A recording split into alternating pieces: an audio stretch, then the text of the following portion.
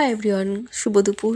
আজ আমি পেঁপে দিয়ে খাসির মাংস রান্না করব। তো কিভাবে রান্না করি স্কিপ না করে সম্পূর্ণ ভিডিওটা দেখতে থাকো। দুর্দান্ত টেস্ট হয়েছে, সেই জন্য তোমাদের কাছে শেয়ার করেছি। তো ভালো লাগলে লাইক কমেন্ট শেয়ার করে পাশে থেকো। আর সবাই কিন্তু কমেন্টে জানাবে কোনো কিছু জানার থাকলে। তো আজ রান্না হবে মাটন। মাটন কীভাবে রান্না করছি দেখো। আরও মশলা করতে হবে, কিন্তু হবে না, কিন্তু একটু দেখিয়ে দিচ্ছি। তো আজ রান্না হবে এটা।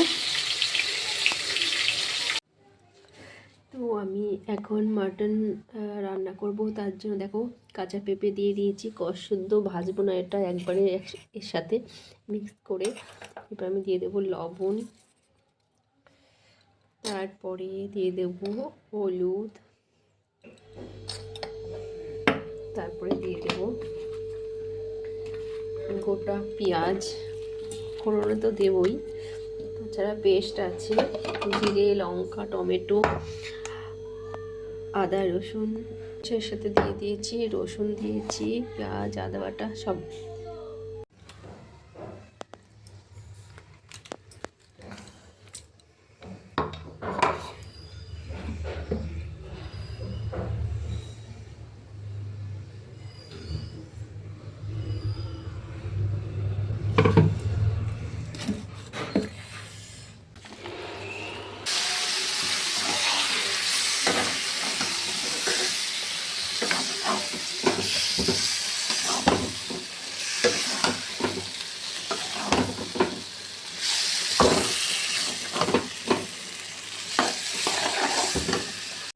মটন কষা হলে মনটা ভরে ওঠে, তাই না?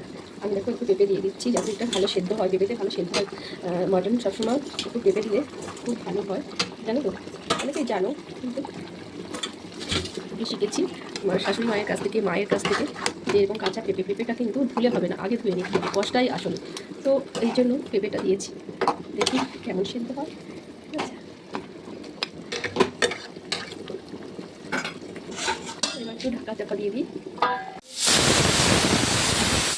বেরিয়েছে বাবা, কি সুন্দর থাকা যাচ্ছে না, দাঁড়িয়ে দাও। দেখি তো সুন্দর গন্ধ বেরিয়েছে, তাড়াতাড়ি খেতে দাও, তাড়াতাড়ি খেতে দাও। ও মাই গড,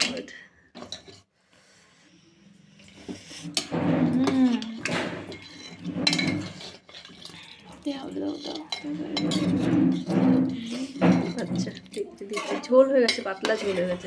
আলু পেঁপেটা ভালো করে সেদ্ধ হোক, তারপরে নামাবো। তো আরেকটু টানাই, ডাল করিনি তো, ওর জন্য দাও। আচ্ছা দেখতো সব টেক্সট সব ঠিক আছে কিনা, নুন টুন সব ঠিক আছে।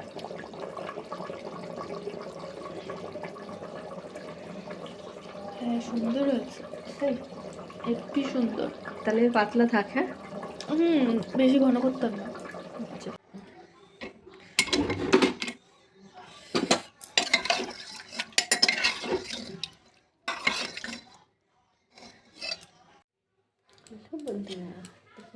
কমপ্লিট আমার রান্না।